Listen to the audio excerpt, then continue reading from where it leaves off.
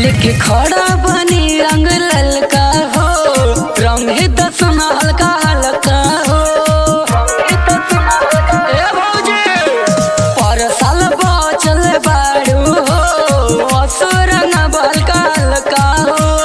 गोर गोर गलिया आज तोहर करिया हो जाई हो, हंसो के होली में भोज तो ढोनी रंगाई हो। बोला कमल बचाई हो, ओसो के होली में भोज तो ढोली रंगाई हो। ढोली रंगाई, ढोली रंगाई।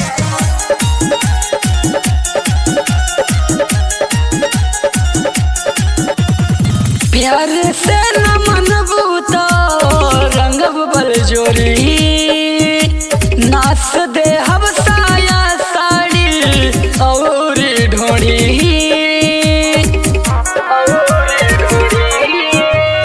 प्यार से न मनबू तो रंगब बल जोरी, नाच दे हम साया साड़ी और ढोड़ी।